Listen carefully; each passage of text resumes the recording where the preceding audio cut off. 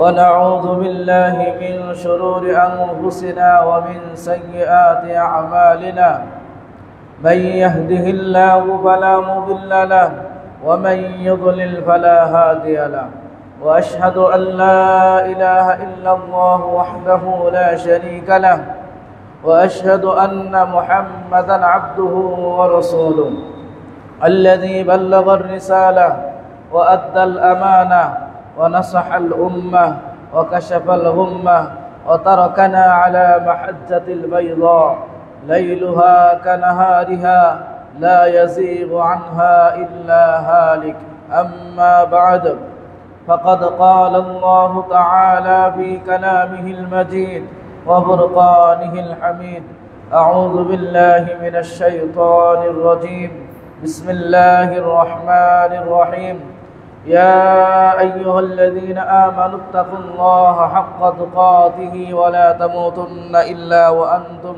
مسلمون وقد قال الله تعالى في موضع آخر أعوذ بالله من الشيطان الرجيم يا أيها الذين آمنوا اذكروا الله ذكرا كثيرا وسبحوه بكرة وأصيلا الحمد لله সমস্ত প্রশংসা আল্লাহ রাব্বুল আলামিনের জন্যই, যে আল্লাহ রাব্বুল আলামিন আমাদেরকে জুমার খুতবা শ্রবণ করার জন্য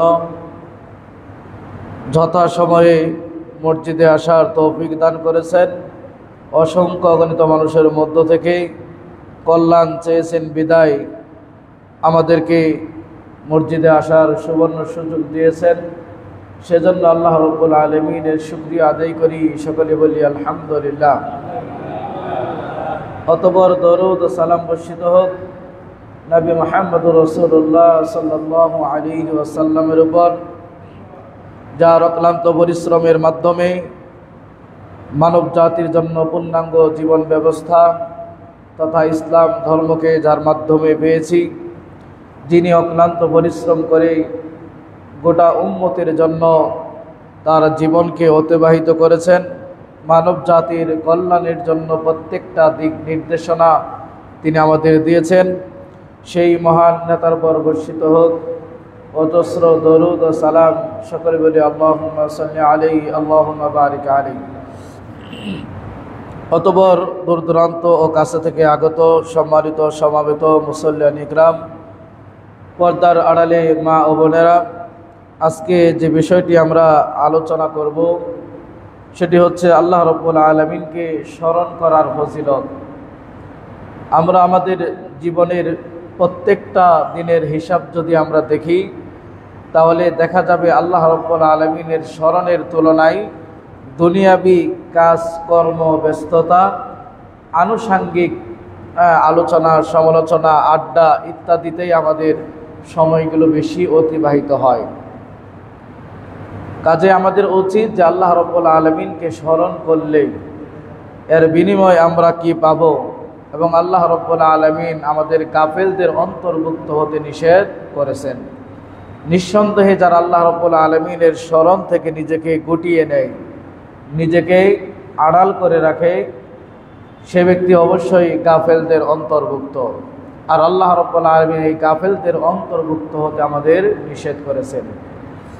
আমরা জানি এমন এক নবীকে আমরা পেয়েছি যার সামনে এবং পিছনের সমস্ত গুনাহ মাফ হওয়া সত্ত্বেও তিনি দৈনন্দিন তার জীবনের ভুল ত্রুটির জন্য তার মহান রব আল্লাহ রাব্বুল আলামিনের নিকটে এক বর্ণনায় 70 বার আস্তাগফিরুল্লাহ পাঠ করেছেন প্রত্যেক দিন, আরেক বর্ণনায় 100 বেশি, যার সামনে এবং পিছনে সমস্ত গুনাহ মাফ হওয়া সত্ত্বেও দৈনন্দিন যদি তার জীবনে তওবা, ইস্তিগফার, জিকির এভাবে হয়ে থাকে, তাহলে তার উম্মত হিসাবে যেখানে আমাদের গুনাহের সাগরে আমরা হাবুডুবু খাই, প্রতিনিয়ত আমাদের দ্বারা আল্লাহর দ্রোহিতা কাজ, শরীয়ত বিরোধী কাজ, আল্লাহর প্রদান্বিত কাজ সংগঠিত হয়, তাহলে সেক্ষেত্রেও আমাদের উচিত নবীর আদর্শ অনুকরণ করে আমাদের দৈনন্দিন জীবনে জিকিরকে, আল্লাহ রাব্বুল আলামিনের স্মরণকে একটা পাঠ হিসাবে গ্রহণ করে একটা সময়কে নির্ধারণ করে এবং পারলে যথাসময়ে অবসর সময়ে সব সময়ে চেষ্টা করা আল্লাহ রাব্বুল আলামিনের স্মরণ, আল্লাহ রাব্বুল আলামিনের জিকির। এই স্মরণ এবং জিকিরের মাধ্যমেই আমরা সফল হতে পারি, আমাদের কাঙ্ক্ষিত আকাঙ্ক্ষা অর্জিত হতে পারে এবং গাফেলদের অন্তর্ভুক্ত হব না। এবং আল্লাহ সুবহানাহু ওয়া তাআলা এই জিকিরকারীদের জন্য, আল্লাহ রাব্বুল আলামিনের স্মরণকারীদের জন্য মহা পুরস্কারের ব্যবস্থা করেছেন। সেই পুরস্কার যদি আমরা লাভ করতে চাই তাহলে সেই মহান আল্লাহ রাব্বুল আলামিনের জিকিরে আমাদের আপনাদের সকলকে মত্ত থাকতে হবে। সূরা আনকাবুতের ৪৫ নম্বর আয়াতে আল্লাহ রাব্বুল আলামিন বলে, উতলু মা উহিয়া ইলাইকা মিনাল কিতাবি ওয়া আকিমিস সালাহ ইন্নাস সালাতা তানহা আনিল ফাহশাই ওয়াল মুনকার ওয়া লা যিকরুল্লাহি আকবার ওয়াল্লাহু ইয়ালামু মা তাসনাউন। ওয়া লা যিকরুল্লাহি আকবার, যে আল্লাহ রাব্বুল আলামিনকে স্মরণ করা, আল্লাহ রাব্বুল আলামিনের জিকির, এটি হচ্ছে সর্বোত্তম কাজ, এটি হচ্ছে বড়ত্ব এবং মহত্ব।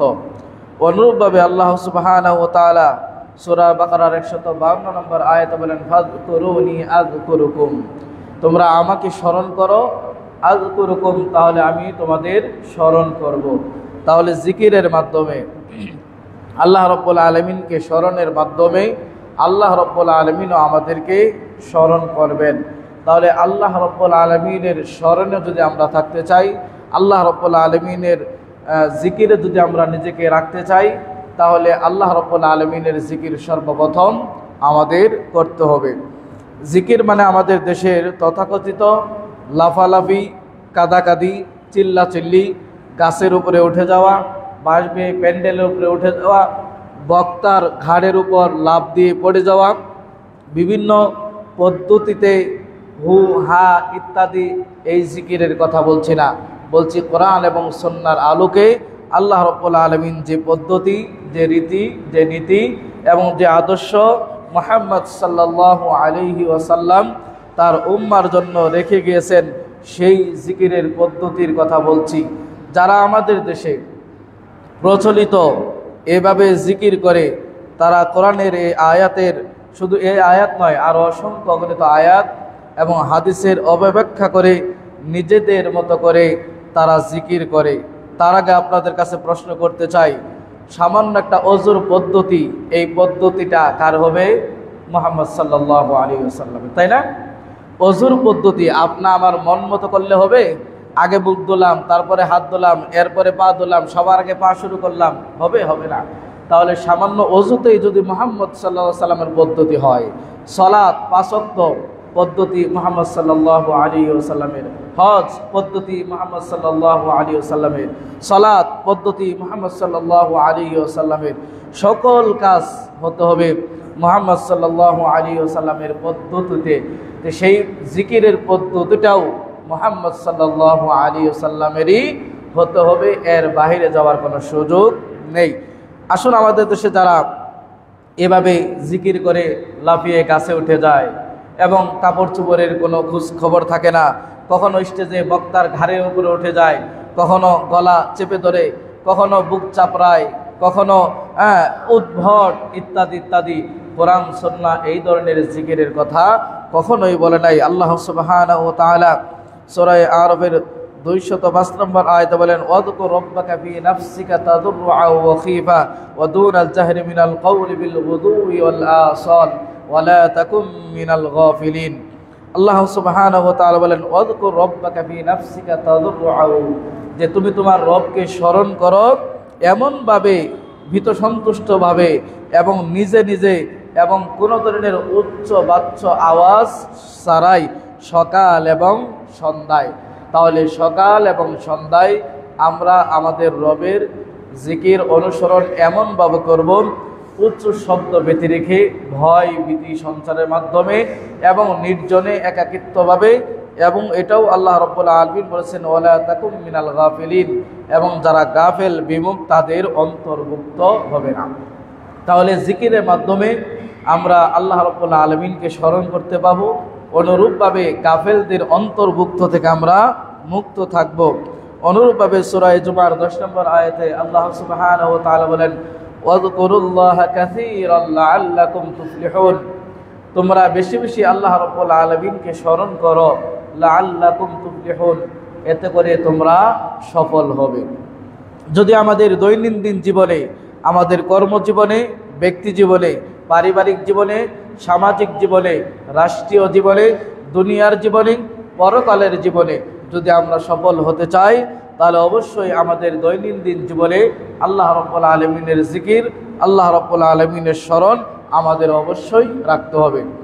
অনুরূপভাবে সূরা আহজাবের 35 নম্বর আয়াতে আল্লাহ সুবহানাহু ওয়া তাআলা বলেন ইন্না মুসলিমিনা ওয়াল মুসলিমাত, যে মুসলিম নর এবং নারী, অনুরূপভাবে আত্মসমর্পণকারী নারী পুরুষ, সালাত আদায়কারী নারী পুরুষ, সিয়াম পালনকারী নারী এবং পুরুষ, আত্মবিশ্বাসী নারী এবং পুরুষ, এইভাবে আল্লাহ সুবহানাহু ওয়া তাআলা বলতে বলছেন ওয়াযাকিরিনা আল্লাহা কাসীরা ওয়াযাকিরাত, অনুরূপভাবে যারা বেশি বেশি আল্লাহ রাব্বুল আলামিনের জিকির করে নারী এবং পুরুষের মধ্য থেকে আল্লাহ সুবহানাহু ওয়া তাআলা তাদের জন্য মহা পুরস্কার ঘোষণা করছেন, আ'আদ্দাল্লাহু লাহুম মাগফিরাতাও ওয়া আজরান আযীমা, আল্লাহ রাব্বুল আলামিন তাদের জন্য প্রস্তুত করে রেখেছেন মহা পুরস্কার। তাহলে সকল আত্মসমর্পণ নারী এবং পুরুষের জন্য, সকল সিয়াম পালন করার জন্য নারী এবং পুরুষ, অনুরূপভাবে সকল আনুগত্যশীল নারী এবং পুরুষ, এভাবে যারা আল্লাহ রাব্বুল আলামিনের জিকিরে সদা সর্বদাই নিজেকে নিয়োজিত রাখে, আল্লাহ রাব্বুল আলামিন তাদের জন্য মহা পুরস্কারের ব্যবস্থা রেখেছেন। একবার অনুধাবন করে দেখুন, আল্লাহ যাকে মহা পুরস্কার বলছেন সেই পুরস্কার কেমন হতে পারে। হয়তো আপনার আমার হৃদয় কোনোদিন কল্পনা করে নাই, আপনার আমার চোখ কোনোদিন দেখে নাই, আপনার আমার কান কোনোদিন হয়তো শ্রবণ করে নাই, এমনই মহা পুরস্কারের ঘোষণা আপনার আমার মহান রব আল্লাহ সুবহানাহু ওয়া তাআলা তিনি দিয়েছেন। অনুরূপভাবে আল্লাহ রাব্বুল আলামিন বলেন ইয়া আইয়ুহাল্লাযীনা আমানু যকুরুল্লাহা কাসীরা, হে ঈমানদারগণ তোমরা আল্লাহ রাব্বুল আলামিনের বেশি বেশি জিকির করো, ওয়াসাব্বিহুহু বুকরাতাও ওয়া আসীলা, অনুরূপভাবে তার মহত্ব এবং বড়ত্ব সকাল এবং সন্ধ্যায় ঘোষণা করো। তাহলে আল্লাহ রাব্বুল আলামিন মুমিনদেরকেও ডাক দিয়ে বলছেন, হে মুমিনগণ, হে বিশ্বাসীগণ, তোমরা বেশি বেশি আল্লাহ রাব্বুল আলামিনকে স্মরণ করো, আর সকাল সন্ধ্যা তার মহত্ব বড়ত্ব তাসবিহ সেগুলো ঘোষণা করো। হাদিসের মাধ্যমে আল্লাহ রাব্বুল আলামিনের নিকটে যে বাক্যগুলো অতি প্রিয়, আল্লাহ রাসূল সাল্লাল্লাহু আলাইহি ওয়াসাল্লাম বুখারীর সর্বশেষ হাদিস দাওরা ক্লাসগুলোতে এবং বুখারী অনুষ্ঠানে দেখবেন বুখারীর সর্বশেষ হাদিস এটি পাঠ করার মাধ্যমে অনুষ্ঠান তারা করে থাকেন। সেই হাদিস বিশিষ্ট সাহাবী আবু হুরায়রা রাদিয়াল্লাহু আনহু থেকে বর্ণিত। তিনি বলেন ক্বালা রাসূলুল্লাহ সাল্লাল্লাহু আলাইহি ওয়াসাল্লাম কালিমাতানি খাফিফাতানি আলাল লিসান সাকিলাতানি ফিল মিজান হাবিবাতানি ইলার রহমান সুবহানাল্লাহি ওয়া বিহামদিহি সুবহানাল্লাহিল আযীম। আবু হুরায়রা থেকে বর্ণিত, তিনি বলেন রাসূল সাল্লাল্লাহু আলাইহি ওয়াসাল্লাম বলেন কালিমাতানি খাফিফাতানি আলাল লিসান, দুটি বাক্য, যে দুটি বাক্য পাঠ করা পড়া জিহ্বায় একেবারে হালকা, সাকিলাতানি ফিল মিজান, কিন্তু এর ওজন, এর মর্যাদা, এর তাৎপর্য, এর গুরুত্ব, এর সওয়াব যদি অনুধাবন করা হয়, দাড়িপাল্লায় যদি মাপা হয়, তাহলে মাপার দিক থেকে এটি হবে অত্যন্ত ভারী, পড়তে জিহ্বায় একেবারে সহজ, ওজনের দিক থেকে, সওয়াবের দিক থেকে দাড়িপাল্লায় মাপা হলে এটি হবে অত্যন্ত ভারী। হাবিবাতানি ইলা রহমান, এই দুটি বাক্যই আল্লাহ রাব্বুল আলামিনের নিকটে অতি প্রিয়। সেই দুটি বাক্য কি? সুবহানাল্লাহি ওয়া বিহামদিহি প্রথম বাক্য, দ্বিতীয় বাক্য সুবহানাল্লাহিল আযীম। তাহলে এই শব্দগুলো পড়তে আপনার আমার কতক্ষণ কষ্ট হয়েছে, কতক্ষণ সময় লেগেছে? খুব বেশি কষ্ট হয়েছে? সামান্য জিহ্বায় পড়তে একেবারে হালকা সুবহানাল্লাহি ওয়া বিহামদিহি সুবহানাল্লাহিল আযীম, এই সামান্য দুটি অংশ মহান রবের নিকটে অতি প্রিয়, দাড়িপাল্লায় ওজনের ক্ষেত্রে অতিমাত্রায় ভারী এবং আল্লাহ রাব্বুল আলামিনের নিকটে অতি প্রিয়। তাহলে সুবহানাল্লাহি ওয়া বিহামদিহি সুবহানাল্লাহিল আযীম, এই বাক্যগুলো আমরা দিনে কতবার পাঠ করি? অনেক কথাই আমরা বলি, অনেক গদ্য উপন্যাস, মানুষের মগজ মিশ্রিত কাল্পনিক উপন্যাস, বিভিন্ন সিরিয়াল ইত্যাদি ইত্যাদি আমরা পাঠ করি, কিন্তু সুবহানাল্লাহি ওয়া বিহামদিহি সুবহানাল্লাহিল আযীম এই বাক্য আল্লাহ রাব্বুল আলামিনের নিকটে এত প্রিয় এবং দাড়িপাল্লা এত ওজন, সেই দিক আমাদের উদাসীনতা। তাহলে এই বাক্য আমরা বেশি বেশি পাঠ করার চেষ্টা করব। অনুরূপভাবে রাসূল সাল্লাল্লাহু আলাইহি ওয়াসাল্লাম বলেন, সুবহানাল্লাহ আলহামদুলিল্লাহ ওয়া লা ইলাহা ইল্লাল্লাহু আল্লাহু আকবার আহাব্বু ইলাইয়া মিম্মা তালাআত আলাইহি শামসু।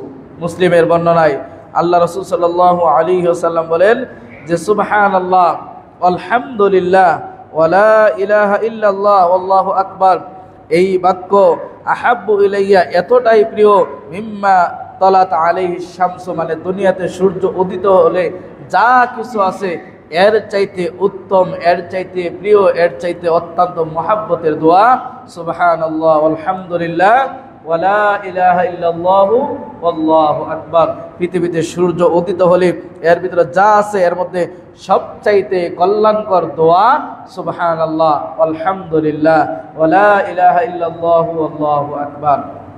আসুন আরো একটি জিকির, এর মাধ্যমে আমরা কতগুলো সওয়াব অর্জন করতে পারি। এক হচ্ছে যে আমরা এই দোয়া পাঠের মাধ্যমে 100 বার যদি কেউ পাঠ করে তাহলে 10টি গোলাম আজাদ করা সওয়াব পাবে এবং 100টি নেকি উপার্জন করতে পারবে, 100টি গুনাহ মাফ হবে এবং শয়তান থেকে সন্ধ্যা পর্যন্ত রক্ষা কবচ হবে। অনুরূপভাবে ওই ব্যক্তির চাইতে উত্তম হবে ওই ব্যক্তি যে ব্যক্তি এর চাইতে বেশি আমল করবে। এমন একটি দোয়ার কথা আপনাদেরকে বলছি যে দোয়া সম্পর্কে রাসূল সাল্লাল্লাহু আলাইহি ওয়াসাল্লাম বলেন, মান ক্বালা লা ইলাহা ইল্লাল্লাহ ওয়াহদাহু লা শারীকা লাহু লাহুল মুলকু ওয়া লাহুল হামদু ওয়া হুয়া আলা কুল্লি শাইইন কাদির। এই দোয়া লা ইলাহা ইল্লাল্লাহু ওয়াহদাহু লা শারীকা লাহু লাহুল মুলকু ওয়া লাহুল হামদু ওয়া হুয়া আলা কুল্লি শাইইন কাদির। আমার মনে হয় দোয়াটা প্রত্যেকের শেখা আছে, প্রত্যেকেরই মনে আছে, কিন্তু আমরা ঠিক জায়গায় এবং সময় মতো হয়তো সেটা আমল করি না। সামান্য এই দোয়া পাঠ করলে দেখুন কতগুলো লাভ। এক নম্বর হচ্ছে যে ব্যক্তি এই দোয়া 100 বার পাঠ করবে ওই ব্যক্তি 10টি গোলাম আজাদ করলে যে সমপরিমাণ সওয়াব, সেই সমপরিমাণ সওয়াব আল্লাহ রাব্বুল আলামিন দেবেন। এক, তাহলে এই দোয়া পাঠ করলে 10টা গোলাম আজাদ করা, যদিও এই গোলাম আজাদের প্রথা এখন নেই কিন্তু সেই সময় ছিল, কিন্তু সওয়াব থেকে আমি বঞ্চিত হব না। প্রথা নেই কিন্তু সওয়াব থেকে বঞ্চিত হব না। তাহলে এই দোয়াটি 100 বার পাঠ করলে 1 নাম্বার বেনিফিট যেটা আমরা পাবো, 1 নাম্বার যে লাভ আমাদের হবে তা হচ্ছে 10টি গোলাম আজাদ করার সওয়াব। অনুরূপভাবে ওকুতিবাত লাহু মিআতু হাসানা 100টি নেকি লিপিবদ্ধ করা হবে 2 নাম্বার। 3 নাম্বার ওয়া মুহিয়াত আনহু মিআতু সাইয়্যাহ 100টি অপরাধ গুনাহ সেগুলো মিটিয়ে দেওয়া হবে 3 নাম্বার। 4 নাম্বার অনুরূপভাবে শয়তান থেকে রক্ষা কবচ হবে। শয়তান ওয়াসওয়াসাদের সারাদিন আপনাকে আপনার রবের জিকির থেকে যে বলিয়ে রাখে এবং শয়তানি যে কর্মকাণ্ড আছে সেই কর্মকাণ্ড থেকে হাত্তা ইমসি সন্ধ্যা পর্যন্ত সকালে যদি এই দোয়াগুলো 100 বার পাঠ করেন তাহলে এই দোয়ার মাধ্যমে সন্ধ্যা পর্যন্ত শয়তানের ওয়াসওয়াসা থেকে, শয়তানের কুমন্ত্রণা থেকে আপনি রক্ষা পাবেন। 4 নাম্বার ওই ব্যক্তি এর চাইতে উত্তম হতে পারবে যে ব্যক্তি এই দোয়াটা বেশি পড়বে, অর্থাৎ 100 বারের বেশি যে পড়বে ওই ব্যক্তি এর চাইতে আরো বেশি কল্যাণ সাধন করতে পারবে। অনুরূপভাবে রাসূল সাল্লাল্লাহু আলাইহি ওয়াসাল্লাম বলেন, মান ক্বালা সুবহানাল্লাহি ওয়া বিহামদিহি যে ব্যক্তি এই বাক্য বলবে সুবহানাল্লাহি ওয়া বিহামদিহি ফি ইয়াউমি মিআহ মাররা 100 বার, দিনে 100 বার শুধু এই বাক্য বলবে সুবহানাল্লাহি ওয়া বিহামদিহি, তাহলে বলা হয়েছে রাসূল সাল্লাল্লাহু আলাইহি ওয়াসাল্লাম বলেছেন হুত্তিয়াত খাতায়াহু ওয়া ইন কানাত মিথলা যাবাদিল বাহরি যে ওই ব্যক্তির গুনাহ আল্লাহ রাব্বুল আলামিন মিটিয়ে দিবেন। গুনার পরিমাণ যদি সমুদ্রের যে ফেনা আছে এই সম পরিমাণ হয় এরপরেও আল্লাহ রাব্বুল আলামিন ওই ব্যক্তির গুনাহকে মিটিয়ে দিবেন। সুবহানাল্লাহ। তাহলে সুবহানাল্লাহি ওয়া বিহামদিহি 100 বার পাঠের মাধ্যমে কোনো ব্যক্তির গুনার পরিমাণ যদি এমনটা হয় সমুদ্রের ফেনা পরিমাণ হয়েছে গুনার অপরাধের ধরন, এরপর আল্লাহ রাব্বুল আলামিন মিটিয়ে দিবেন। হাদিসটি বুখারী এবং মুসলিমের। তাহলে লা ইলাহা ইল্লাল্লাহ ওয়াহদাহু লা শারীকা লাহু লাহুল মুলকু ওয়া লাহুল হামদু ওয়া হুয়া আলা কুল্লি শাইইন কাদির এই দোয়াটি 100 বার পাঠ করলে 10টি গোলাম আজাদের সওয়াব পাবো এবং আপনার আমার আমলনামায় 100টি নেকি লিপিবদ্ধ করা হবে, 100টি গুনাহ মোচন করা হবে এবং শয়তানের রক্ষা কবচ হবে। আর সুবহানাল্লাহি ওয়া বিহামদিহি এটুকুন 100 বার পাঠ করলে দৈনন্দিন আল্লাহ সুবহানাহু ওয়া তাআলা আপনার আমার সমুদ্রে ফানা পরিমাণ যদিও অপরাধ হয়, গুনাহ হয়, সেগুলো আল্লাহ রাব্বুল আলামিন মিটিয়ে দিবেন। সুবহানাল্লাহ। 100 বার পাঠ করতে কতটুকুন সময় আর লাগবে?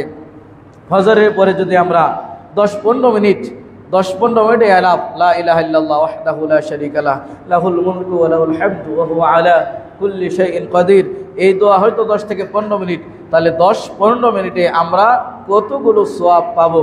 যারা আমল করি তারা অর্জন করতে পারছি, আর যারা এগুলো আমল ছেড়ে দেই তারা প্রতিনিয়ত নিজেকে বঞ্চিত করছি, নিজেকে মাহরুম করছি। অনুরূপভাবে আল্লাহ রাসূল সাল্লাল্লাহু আলাইহি ওয়াসাল্লাম বলেন, আবু আইয়ুব আল আনসারী রাদিয়াল্লাহু আনহু থেকে বর্ণিত, তিনি বলেন আল্লাহ রাসূল সাল্লাল্লাহু আলাইহি ওয়াসাল্লাম মান ক্বালা লা ইলাহা ইল্লাল্লাহ ওয়াহদাহু লা শারীকা লাহু লাহুল মুলকু ওয়া লাহুল হামদু ওয়া হুয়া আলা কুল্লি শাইইন কাদির, এই দোয়া যে ব্যক্তি পড়বে 10 বার, এক বর্ণনায় 100 বার, এখানে এই বর্ণনায় আল্লাহ রাসূল সাল্লাল্লাহু আলাইহি ওয়াসাল্লাম, এটি বুখারী বর্ণনায়, যে এই দোয়াটি লা ইলাহা ইল্লাল্লাহ ওয়াহদাহু লা শারীকা লাহু লাহুল মুলকু ওয়া লাহুল হামদু ওয়া হুয়া আলা কুল্লি শাইইন কাদির, এটি যে ব্যক্তি 10 বার পড়বে, ওই ব্যক্তি ইসমাঈল আলাইহিস সালাতু ওয়াস সালামের বংশধরে 4 জন গোলাম আজাদ করলে যে পরিমাণ সওয়াব হবে, সেই পরিমাণ সওয়াব আল্লাহ রাব্বুল আলামিন দিবেন। এবার চিন্তা করে দেখুন আমরা কতগুলো সওয়াব থেকে নিজেকে বঞ্চিত করেছি, কতগুলো আল্লাহ রাব্বুল আলামিনের এই সুবিশাল মর্যাদা আমাদের তিনি দিতে চান, সেখান থেকে আমরা নিজেকে বঞ্চিত করেছি। অনুরূপভাবে আন আবি যার রাদিয়াল্লাহু আনহু قال قال رسول الله صلى الله عليه وسلم আলা উখবিরুকা বিআহাব্বিল কালামি ইলাল্লাহ, আমি কি তোমাদের এমন একটি বাক্যের সন্ধান দেব না যে বাক্য আল্লাহ রাব্বুল আলামিনের নিকটে অতি প্রিয়।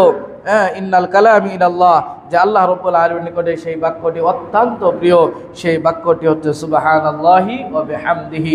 তাহলে মুসলিমের এই বর্ণনায় রাসূল সাল্লাল্লাহু আলাইহি ওয়াসাল্লাম বলেন যে আমি কি তোমাদের এমন কাজের সংবাদ দিব না, এমন আমল, এমন জিকির সম্পর্কে তোমাদেরকে বলে দিব না যে জিকির আল্লাহ রাব্বুল আলামিনের নিকটে অতি প্রিয়, সেই জিকিরের নাম হলো সুবহানাল্লাহি ওয়া বিহামদিহি। অনুরূপভাবে আবু মালিক আল আশআরী রাদিয়াল্লাহু থেকে বর্ণিত, তিনি বলেন আল্লাহ রাসূল সাল্লাল্লাহু আলাইহি ওয়াসাল্লাম বলেছেন আত-তুহুরু শাতরুল ঈমান, যে পরিষ্কার পরিচ্ছন্নতা হলো কি ঈমানের একটি অঙ্গ। আলহামদুলিল্লাহি তামলাউল মিজান, আর আলহামদুলিল্লাহ এটি হচ্ছে আপনার দাড়িপাল্লাকে পরিপূর্ণ করে দেয়। অনুরূপভাবে সুবহানাল্লাহি ওয়ালহামদুলিল্লাহি তামলাআনি, তাহলে সুবহানাল্লাহি ওয়ালহামদুলিল্লাহ এটি হলো দাড়িপাল্লাকে পরিপূর্ণ করে দেয়, আর সুবহানাল্লাহি ওয়ালহামদুলিল্লাহি এই দুটি বাক্য তামলাআনি দুটিকে পরিপূর্ণ করে দেয়। কি দুটিকে পরিপূর্ণ করে দেয়? আল্লাহ রাসূল সাল্লাল্লাহু আলাইহি ওয়াসাল্লাম বলেন মা বাইনাস সামাওয়াতি ওয়াল আরদ, আসমান এবং জমিনের মাঝখানে যে ফাঁকা জায়গা আছে, এই ফাঁকা জায়গাগুলোকে যদি আমরা আমাদের সওয়াব দিয়ে ভরাট করে দিতে চাই, আমাদের ইবাদত দিয়ে যদি ভরাট করতে চাই, এই ফাঁকা জায়গাগুলো আসমান এবং জমিনের এই বিশাল ফাঁকা জায়গাগুলো আমরা যদি ইবাদতে ভরপুর করতে চাই, তাহলে আমাদের দুটি বাক্যই যথেষ্ট। সুবহানাল্লাহ আলহামদুলিল্লাহ, এই দুটি বাক্যের মাধ্যমে আসমান এবং জমিনের এই বিশাল বিস্তীর্ণ ফাঁকা জায়গা ভরাট হয়ে যাবে, আল্লাহ রাব্বুল আলামিন পরিপূর্ণ করে দিবেন সওয়াবের মাধ্যমে। সুবহানাল্লাহ। তাহলে আমরা নিজেদেরকে মাহরুম করব না। এত সুন্দর দোয়া আল্লাহ রাসূল সাল্লাল্লাহু আলাইহি ওয়াসাল্লাম আমাদেরকে এভাবে শিখিয়েছেন। অতএব আমাদের উচিত হবে বেশি বেশি আল্লাহ রাব্বুল আলামিনের জিকির আজকার এর মাধ্যমে এই সওয়াবগুলো অর্জন করা। আমরা অনেকেই সালাম ফেরানোর সাথে সাথেই সুন্নতে দাঁড়িয়ে যাই, সালাম ফেরানোর সাথে সাথেই বাড়ি ফেরার জন্য, ব্যবসায়িক কর্মকাজে ফেরার জন্য ব্যতিব্যস্ত হয়ে যায়। রাসূলের সুন্নাহ এটি নয়। রাসূল সাল্লাল্লাহু আলাইহি ওয়াসাল্লাম কানা রাসূলুল্লাহ সাল্লাল্লাহু আলাইহি ওয়াসাল্লাম ইদান সারাফা মিন সালাতিহি ইস্তাগফারা সালাসান, আল্লাহ রাসূল সাল্লাল্লাহু আলাইহি ওয়াসাল্লাম সালাম ফিরিয়ে যখন উল্টা দিকে বসতেন, ঘরে বসে তিনি আস্তাগফিরুল্লাহ 3 বার আস্তাগফিরুল্লাহ আস্তাগফিরুল্লাহ এই বাক্যগুলো বলতেন। এরপরে বলতেন আল্লাহুম্মা আনতাস সালাম, হে আল্লাহ তুমি শান্তিদাতা, ওয়া মিনকাস সালাম তোমার পক্ষ থেকেই শান্তি আসে, তাবারাকতা ইয়া যাল জালালি ওয়াল ইকরাম, এবং সকল কিছুর মহান মর্যাদা সব কিছুরই তুমি মালিক, এই দোয়াগুলো রাসূল সাল্লাল্লাহু আলাইহি ওয়াসাল্লাম করতেন। এবং অনুরূপভাবে একজন জিজ্ঞাসা করলে যে কিভাবে আমরা আল্লাহ রাব্বুল আলামিনের ইস্তিগফার পাঠ করব, আল্লাহ রাসূল সাল্লাল্লাহু আলাইহি ওয়াসাল্লাম বললেন আস্তাগফিরুল্লাহ আস্তাগফিরুল্লাহ, এইভাবে তোমরা আল্লাহ রাব্বুল আলামিনের নিকটে প্রার্থনা করবে, ইস্তিগফার পাঠ করবে।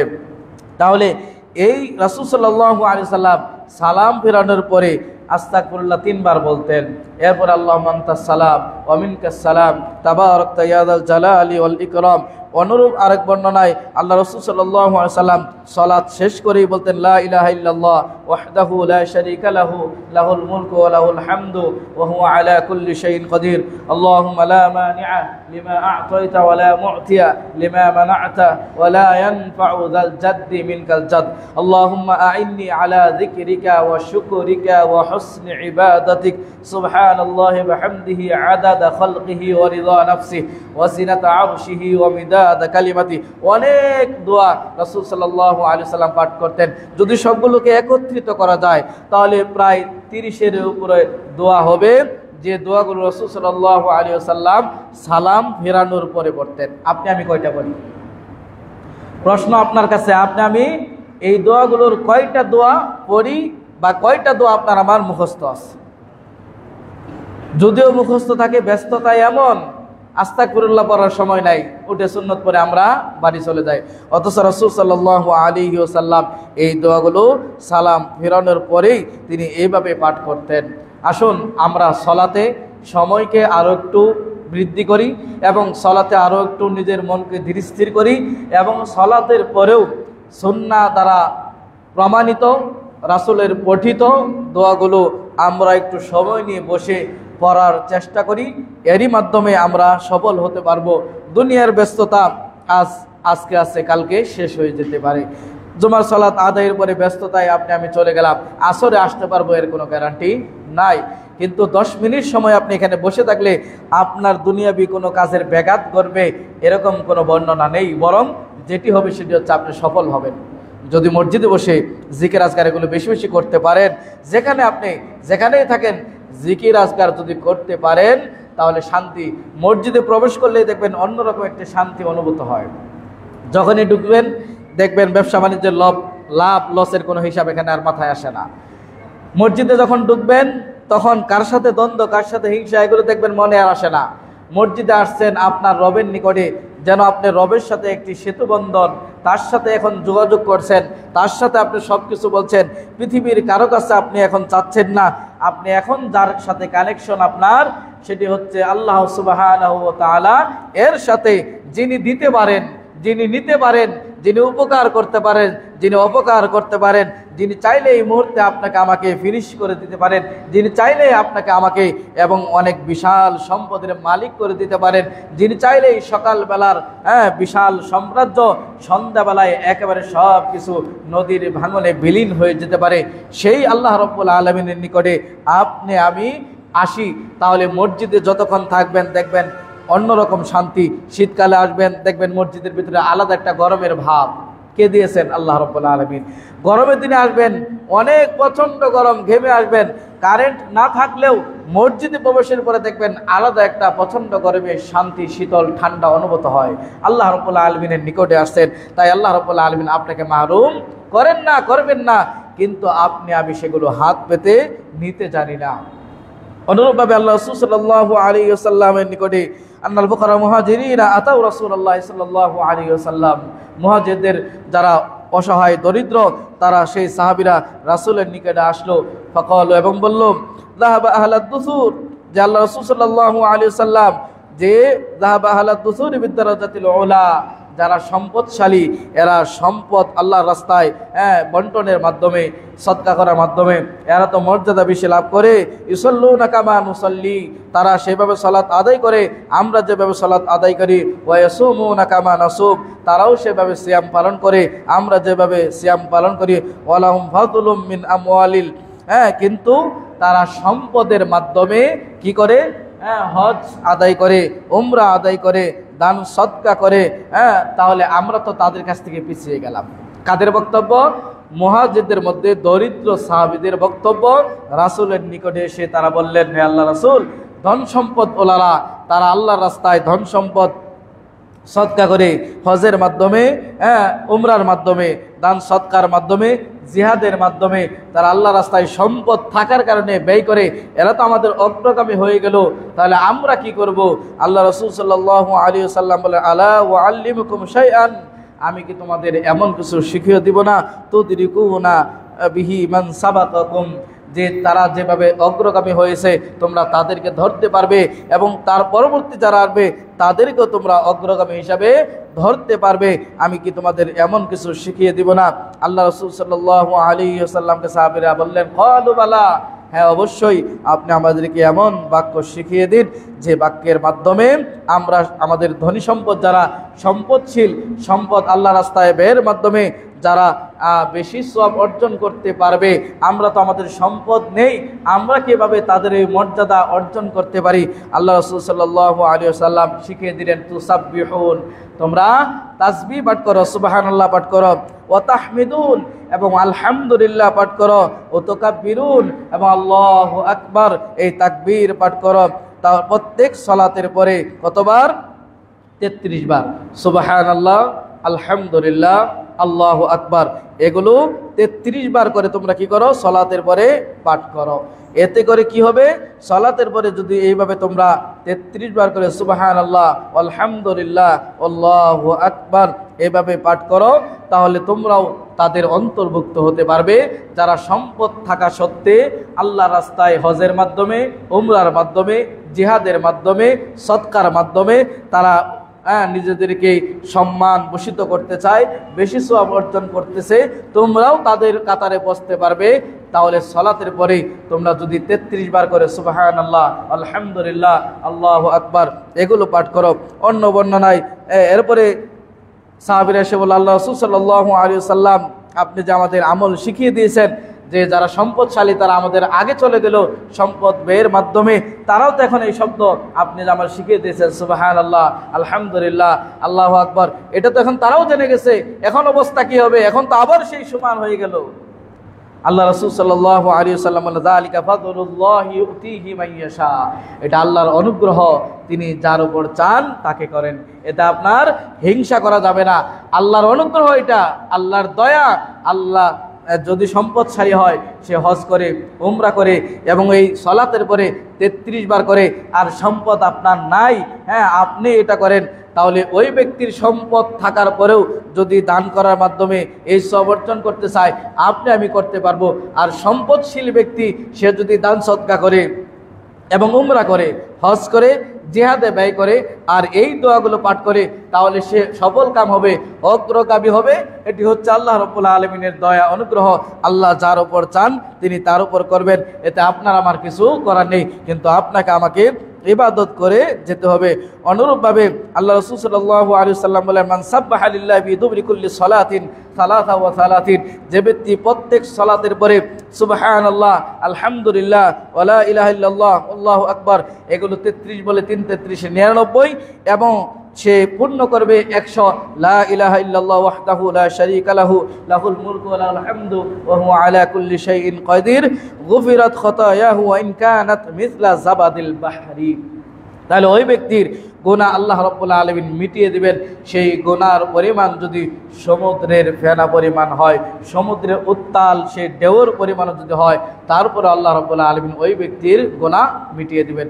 তাহলে 33 বার এইভাবে আমরা সুবহানাল্লাহ, আলহামদুলিল্লাহ, আল্লাহু আকবার 3 33 99 এবং 100 মিল করব লা ইলাহা ইল্লাল্লাহ এই দোয়ার মাধ্যমে।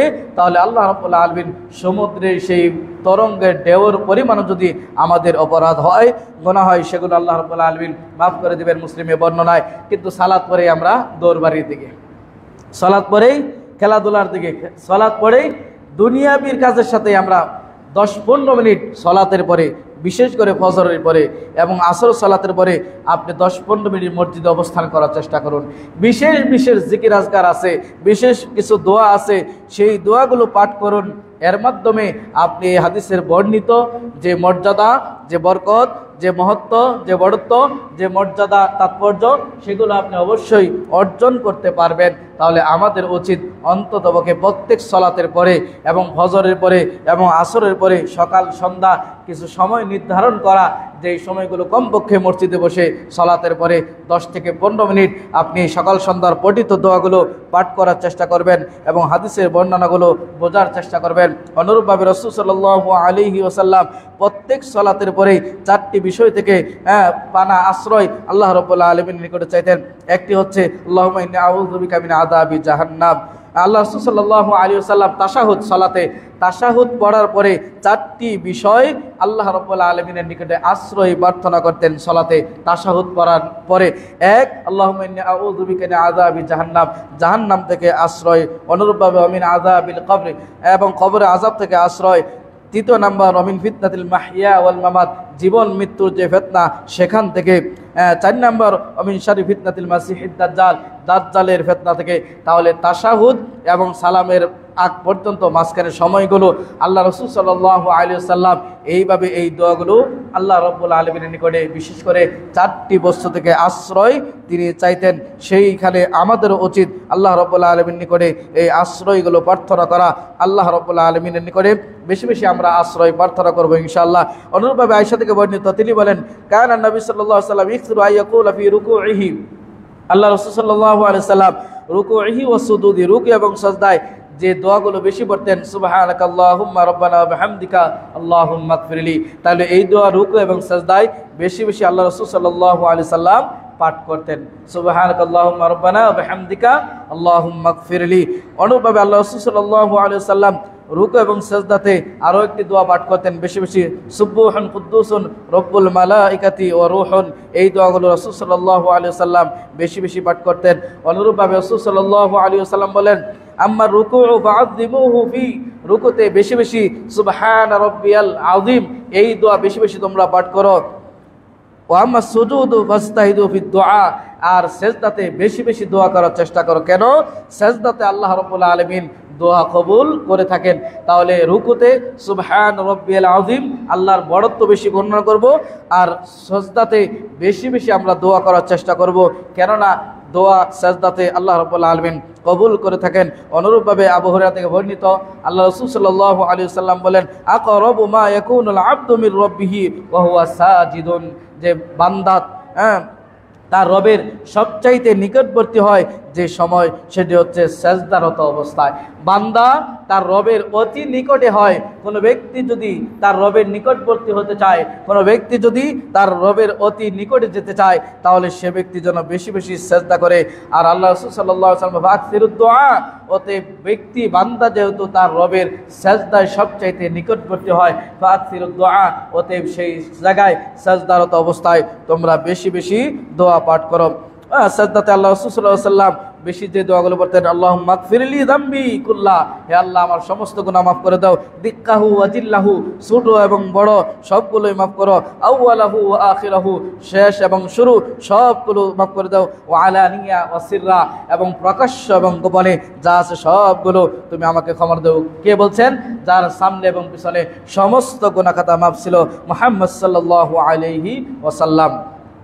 অনুরূপভাবে রাসূল সাল্লাল্লাহু আলাইহি ওয়াসাল্লাম কুন্না ইনদা রাসূলিল্লাহি সাল্লাল্লাহু আলাইহি ওয়াসাল্লাম, আবু সাঈদ আল-ওয়াক্কাস রাদিয়াল্লাহু আনহু তিনি বলেন আল্লাহ রাসূল সাল্লাল্লাহু আলাইহি ওয়াসাল্লাম নিকট আমরা ছিলাম। ফাকাল, রাসূল সাল্লাল্লাহু আলাইহি ওয়াসাল্লাম বলেন আইয়ুজু আহাদুকুম আই ইয়াকসিবা ফি কুল্লি ইয়াউমি আলফি সানা, তোমাদের মধ্য থেকে আলফি হাসানা, তোমাদের মধ্য থেকে কেউ কি অপারগ হবে দৈনন্দিন 1000 সওয়াব অর্জন করতে?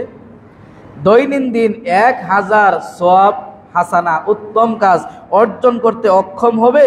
ফাসালাহু সাইলুন মিন জিলসানিহি, অতঃপর রাসূল সাল্লাল্লাহু আলাইহি ওয়াসাল্লামের নিকটে যারা বসেছিল সেখান থেকে এক লোক দাঁড়িয়ে আল্লাহ রাসূল নিকটে বললেন কাইফা ইকসাবু আলফা হাসানা, কিভাবে সম্ভব 1000 আল্লাহ রাব্বুল আলামিনের নিকটে আমরা কি করব? সওয়াব অর্জন করতে পারবো। আল্লাহ রাসূল সাল্লাল্লাহু আলাইহি ওয়াসাল্লাম বললেন ইসাববিহু মিআ তাসবিহা ফাইকতাবু লাহু আলফা হাসানা, যে যদি 100 বার সুবহানাল্লাহ এটা পড়তে পারো, তাহলে দিনে যদি 100 বার পড়তে পারো 1000 নেকি আল্লাহ রাব্বুল আলামিন লিপিবদ্ধ করবেন। ওই বর্ণনায় বলা হয়েছে যে 1000 নেকি যেরকম লিপিবদ্ধ করবেন, অনুরূপভাবে 1000 অপরাধকে মিটিয়ে দেবেন। সুবহানাল্লাহ। তাহলে এই জিকিরগুলো আমরা অনেকেই জানি না, যে এত মহত্ব, এত বড়ত্ব, এত কিছু। আসুন তাহলে এই দোয়ার মাধ্যমে, কি দোয়া? সুবহানাল্লাহ, এটার মাধ্যমেই আমরা 100 বার পাঠের মাধ্যমে 1000 নেকি উপার্জন করতে পারবো, 1000 গুনাহ আমরা আল্লাহ রাব্বুল আলামিনের নিকট থেকে ক্ষমা নিতে পারবো। অনুরূপভাবে প্রত্যেক দিন সকালবেলায় আমাদের যে সদকা রয়েছে, হাড়হাড্ডির প্রত্যেকটা সদকা রয়েছে, এই সদকা যদি আমরা আদায় করতে চাই, আল্লাহ রাসূল সাল্লাল্লাহু আলাইহি ওয়াসাল্লাম বলেন ওয়াকুল্লি তাসবিহাতিন সাদাকা, সুবহানাল্লাহ এটা একটা সদকা, আলহামদুলিল্লাহ এটি একটা সদকা, আল্লাহু আকবার এটি একটি সদকা। সৎ কাজের আদেশ এটি একটি সদকা, অসৎ কাজ থেকে নিষেধ এটিও সদকা।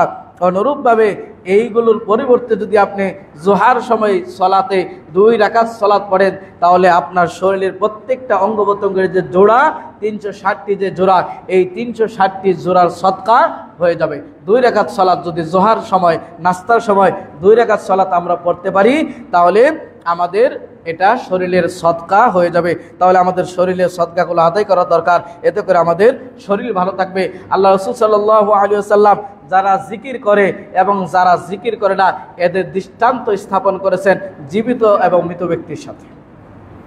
অর্থাৎ যে অন্তর, যে হৃদয়, যে হার্ট, যে আত্মা আল্লাহর জিকির করে, সে আত্মা জীবিত।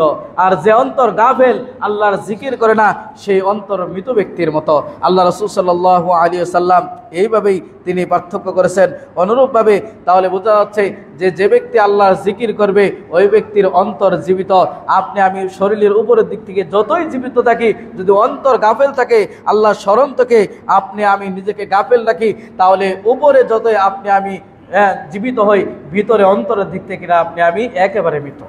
তাহলে আমাদের এই আত্মাকে, আত্মার প্রশান্তিকে যদি আমরা, ঘুম হয় না, অনেকে টেনশন হয়, সবগুলোকে যদি দূর করে দিতে চাই, আল্লাহ রাব্বুল আলামিন আলা বিযিকরিল্লাহ ওয়া তাতমাইন্নুল কুলুব, শুনে রাখো, যদি আত্মার প্রশান্তি চাও, অন্তরের এই বক্রতা, অন্তরের হিংসা বিদ্বেষ, অন্তরের এই অশান্তি যদি দূর করতে চাও, অন্তরের অন্ধকার যদি দূর করতে চাও, অন্তরকে আত্মতৃপ্তি দিতে চাও, তাহলে জেনে রাখো আলা বিযিকরিল্লাহ, আল্লাহ স্মরণ করো, তাতমাইন্নুল কুলুব। এটি ঘুমের ওষুধের প্রয়োজন হবে না, এটি বড় ডাক্তারের কাছে যাওয়ার দরকার নেই। যদি জিকির করতে পারো, তাহলে তোমার আত্মার শান্তি, হার্ট অ্যাটাক ইত্যাদি ইত্যাদি, আজকে আমরা মানুষ কত রোগে আক্রান্ত, সবগুলোর অন্যতম কারণ হচ্ছে আমরা জিকির ছেড়ে দিয়েছি, যার কারণে অন্তর ভিতরে শান্তি নাই, সব সময় অশান্তি বিরাজ করে। আর জিকিরের মাধ্যমেই শান্তি ফিরে আনা সম্ভব। আল্লাহ রাসূল সাল্লাল্লাহু আলাইহি ওয়াসাল্লাম বলেন, আল্লাহ রাব্বুল আলামিন বলেন যে আমি বান্দার ধারণা অনুপাতে, বান্দা যদি মনে করে আল্লাহ আমাকে ক্ষমা করবেন, বান্দা যদি মনে করে আল্লাহ আমাকে এই কাজে সফল দিবেন, বান্দা যদি মনে করে যে আল্লাহ আমার প্রতি দয়া করবেন, তাহলে আল্লাহ রাব্বুল আলামিন আমি বান্দার ধারণার অনুপাতে আমি তাই করব। আর বান্দা যদি এর উল্টা ধারণা রাখে যে আল্লাহ আমাকে দয়া করবেন না, ক্ষমা করবেন না, এখান থেকে উদ্ধার করবেন না, তাহলে তেমনি হবে। সে যদি তার মাঝে স্মরণ করে, আল্লাহ রাব্বুল আলামিন বলেন আমি তাকে নিজের মধ্যে স্মরণ করি। অর্থাৎ কোনো ব্যক্তি যদি আল্লাহ রাব্বুল আলামিনকে নিজেকে স্মরণ করে, আল্লাহ রাব্বুল আলামিন নিজের মাঝে ওই ব্যক্তিকে স্মরণ করে। ওই ব্যক্তি যদি কোনো বড় মজলিসে আল্লাহ রাব্বুল আলামিনকে স্মরণ করে, আল্লাহ রাব্বুল আলামিন আমি তাকে তার চেয়ে উত্তম বড় মজলিসে ফেরেশতা মণ্ডলীদের মাঝে তাকে আমি স্মরণ করি। সুবহানাল্লাহ। তাহলে আল্লাহ স্মরণের মর্যাদা কতটুকুন হতে পারে। অনুরূপভাবে আল্লাহ রাসূল সাল্লাল্লাহু আলাইহি ওয়াসাল্লাম বললেন সাবাকাল মুফাররিদুন, যে মুফাররিদুন যারা, এরা তো অগ্রগামী হয়ে গেল। সাহাবীরা বুঝতে পারলেন না আল্লাহ রাসূল মুফাররিদুন কারা। আল্লাহ রাসূল বলেন আয-যাকিরুন আল্লাহ কাসীরা ওয়ায-যাকিরাত। মুসলিমের বর্ণনায় যারা বেশি বেশি, নারী এবং পুরুষ, এদের মধ্য থেকে যারা বেশি বেশি আল্লাহ রাব্বুল আলামিনের জিকির করে, এরাই অগ্রগামী হয়ে গেছে। তাহলে মুফাররিদুন যদি আমরা হতে চাই, যদি অগ্রগামী হতে চাই, তাহলে আল্লাহ রাব্বুল আলামিনের জিকির আমাদের লাগবে। আরেক দুইটা হাদিস বলে শেষ করে দিচ্ছি। আরেকটা হাদিস, রাসূল সাল্লাল্লাহু আলাইহি ওয়াসাল্লাম তখন মেরাজে যায়, ইব্রাহিম আলাইহিস সালাতু ওয়াস সালামের সাথে সাক্ষাৎ ঘটে। ইব্রাহিম আলাইহিস সালাতু ওয়াস সালাম বলেন যে আমার পক্ষ থেকে তোমার উম্মতকে সালাম দিও, আর ওয়াখবিরহুম, এবং তাদেরকে এই সংবাদ দিও, আন্নাল জান্নাত তাইয়্যিবুত তুরবা, যে নিশ্চয়ই জান্নাতে উত্তম পবিত্র মাটি রয়েছে, উযবাতুল মা, এবং মিষ্টি পানি রয়েছে, ওয়া আন্নাহা কিয়ানি, এবং সেখানে আপনার সুবিস্তীর্ণ জমিন রয়েছে, আর সেখানে রয়েছে ঘাস। সুবহানাল্লাহ, আলহামদুলিল্লাহ, ওয়ালা ইলাহা ইল্লাল্লাহ, আল্লাহু আকবার। আর সেই গাছটির নাম হলো কি?